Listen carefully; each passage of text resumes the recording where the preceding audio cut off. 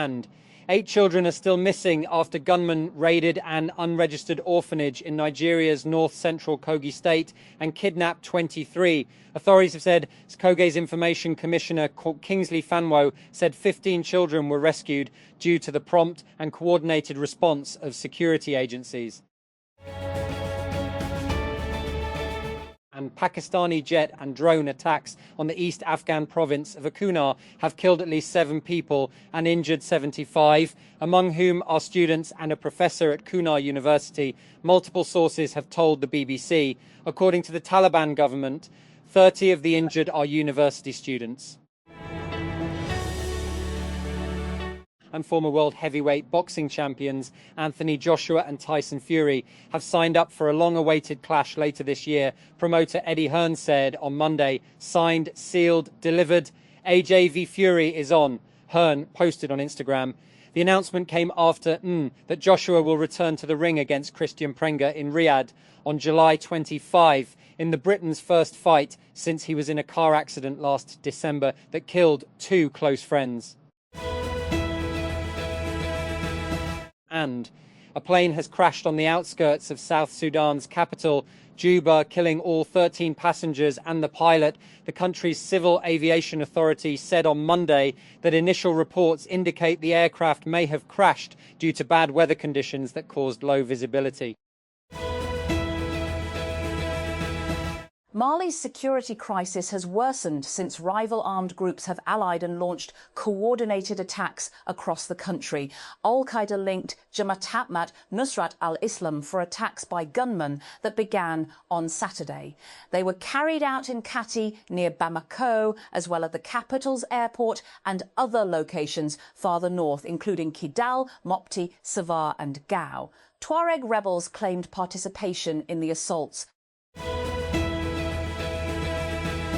And Islamabad, Pakistan, Iranian Foreign Minister Abbas Araghchi has discussed with regional interlocutors a proposal aimed at reopening the Strait of Hormuz but deferring talks with the US on Tehran's nuclear program for later. And during a 72-hour diplomatic sprint across 3 countries seemingly aimed at securing a broader buy-in for the plan, Araghchi on Monday met with Russian President Vladimir Putin in St. Petersburg, and after visiting Islamabad twice in 2 days, the 2 trips sandwiching a meeting in Muscat, Oman.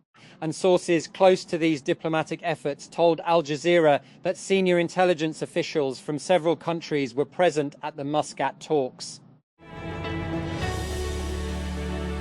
Canadian Prime Minister Mark Carney says his government is developing a government-owned investment fund. Carney said on Monday that the fund, a first for the country, will invest in major Canadian industrial projects in areas such as energy, infrastructure, mining, agriculture and technology. It will begin at 25 billion Canadian dollars, US 18 BN. And tech companies, including Microsoft and Meta, have been falling in love with natural gas lately, rushing to build power plants fed by the fossil fuel to drive their data centers. But their embrace might be a little too tight. The cost to build one of the facilities has spiked 66% in the last 2 years, according to a new report from Bloomberg Nef, while natural gas prices remain low in the US. And despite the ongoing war in Iran, the price to build a new combined gas turbine CCGT power plant has risen from less than $1,500 per kilowatt of generating capacity in 2023 to $2,157 last year, the report said. What's more, and it now takes 23% longer to complete a new facility. And the National Assembly NA Secretariat has warned the public against fake advertisements and online links circulating on social media and job portals that falsely invite applications for internships. In a statement, the Secretariat said it has not issued any public call for internship applications through online platforms or third-party websites. And Bahrain revoked the citizenship of 69 people over what it described as sympathy with Iran's hostile acts and collaboration with foreign entities. The kingdom's interior ministry said in a statement, the ministry said that the 69 people included accused individuals and their family members, and that they were all of non-Bahraini origin. US First Lady Melania Trump said on Monday it was time for ABC to take a stand on Jimmy Kimmel over a joke, likening her to an expectant widow, a jibe with eerie resonance after a shooting at a dinner attended by President Donald Trump. Even though Kimmel made the remark in a monologue days ago, right-wing commentators who support Trump have resurrected it to call for the head of the talk show host. 22 monks have been arrested at an airport in Sri Lanka after officials discovered 110 kilograms, 242 pounds, of cannabis concealed in their luggage. Customs officials said each monk was found with around 5 kilograms of kush, a particularly potent form of the drug, hidden within false walls in their luggage when they arrived in the capital, Colombo, on Saturday. Gunshots shattered the White House Correspondents' Association dinner, throwing Washington's biggest night into chaos. We unpack how it happened, who the suspect is, how security responded, and what US President Donald Trump said afterward. We also examine the fallout and what it reveals about a White House under pressure. So what happens next? In this episode, the Treaty on the Non-Proliferation of Nuclear Weapons, NPT, the cornerstone of global efforts to prevent the spread of nuclear weapons, has opened its 5-year review conference in New York under the shadow of a fragile ceasefire between the United States and Iran. At the center of the discussions will be Iran's enriched uranium stockpile. How much remains, where it is located, and what will ultimately happen to it. a series of coordinated attacks carried out by left-armed groups across Mali has exposed security vulnerabilities in the military-ruled country. Analysts say since gaining independence from French rule in 1960, the West African nation has navigated cycles of political instability, punctuated by persistent attacks from armed groups, military coups and financial crises. And Microsoft CEO Satya Nadella is far less vocal about his worldviews than Palantir's Alex Karp. And yet France is taking steps to reduce its reliance on Windows, and while its domestic intelligence agency recently renewed its contract with the increasingly controversial data analytics company, this paradox is representative of Europe's messy breakup with US tech. And after painful realizations that it comes with strings attached, governments across the region are looking to rely less on American providers. But the steps taken so far have been uneven and often reactive. The Xiaomi 17T could launch as early as next month, according to a recent report. The device has now appeared on the Geekbench benchmarking platform, adding to a growing list of recent leaks. A Xiaomi smartphone carrying the model number 2602DPT53G, believed to be the Xiaomi 17T, was listed on the Geekbench AI website. Pakistan will host its first international gemstone exhibition in July 2026 as the government moves to unlock the country's vast but underutilized mineral potential. Pakistan holds an estimated $450 billion worth of gemstone reserves, yet annual exports remain at just $5.8 million. And Pakistan will begin mango exports from June 1, 2026, after the Ministry of Commerce extended the export start date through an official notification. The ministry said the export of mangoes for the 2026 crop will now be allowed only from June 1, while all other conditions will remain unchanged under the existing export policy framework. Islamabad. The oil industry has asked the State Bank of Pakistan to extend for 2 months or until market conditions stabilize the permission for the import of petroleum products on cost, insurance and freight (CIF) basis, an arrangement under which buyers assume the responsibility of import costs and final delivery following the arrival of commodities at the destination port. The request was made by the Oil Companies Advisory Council, OCAC, an association of more than 3 dozen oil companies and refineries, to SBP Governor Jamil Ahmad in a letter on Monday, with around 2 weeks left for the 60-day relaxation to end. The Pakistan Virtual Assets Regulatory Authority, VARA, said on Monday that any agreement or pilot announced involving virtual assets required prior authorization.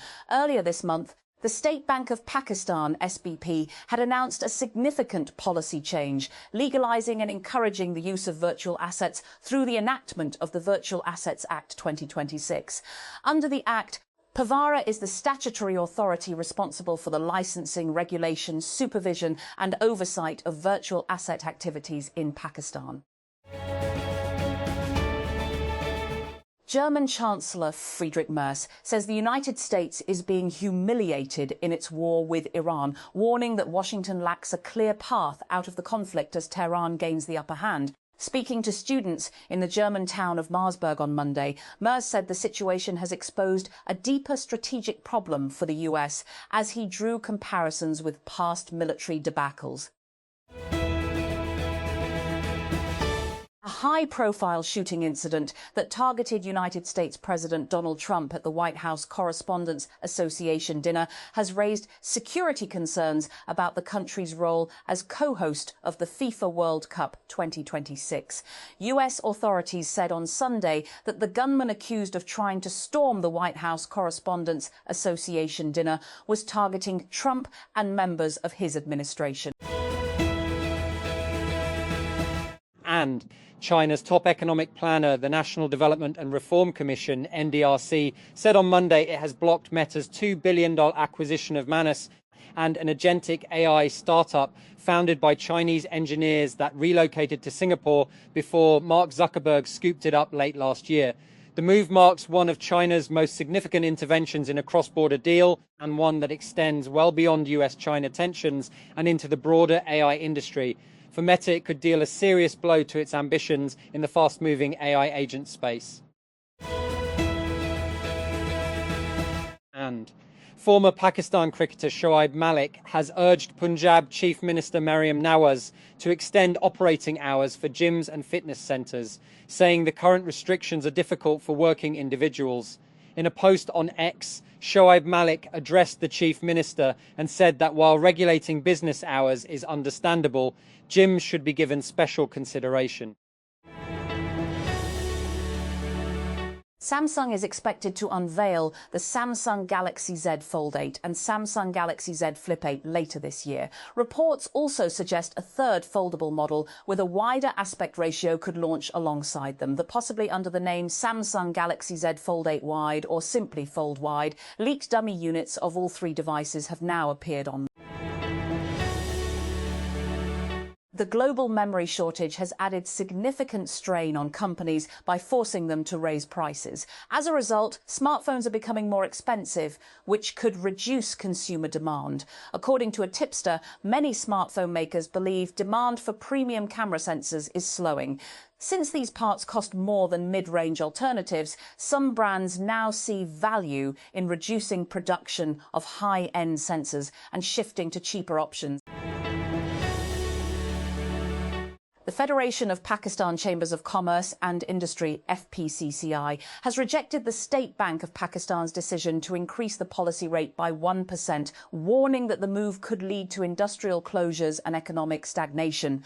FPCCI President Atif Ikram Sheikh expressed serious concern over the decision, calling it ill-timed and unfortunate, particularly as the economy was entering a recovery phase after stabilisation. And the Peshawar High Court, PHC, has ordered the University of Peshawar to immediately release scholarship funds to students entitled under the Need-Based Scholarship Programme, NBSP. A two-member bench comprising Justice Muhammad Naim Anwar and Justice Wikar Ahmad issued the directions while deciding two identical petitions filed by several students, including Gohar Ali, over the non-payment of scholarships, stipends and fee exemptions. And Islamabad.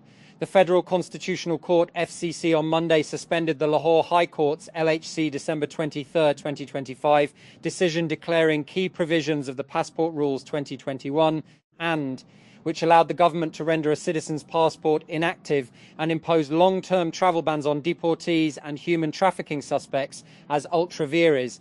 With the suspension of the LHC order and the federal government's authority to inactivate passports and slap long-term travel bans stands restored for the time being until the top court concludes the dispute in its final judgment.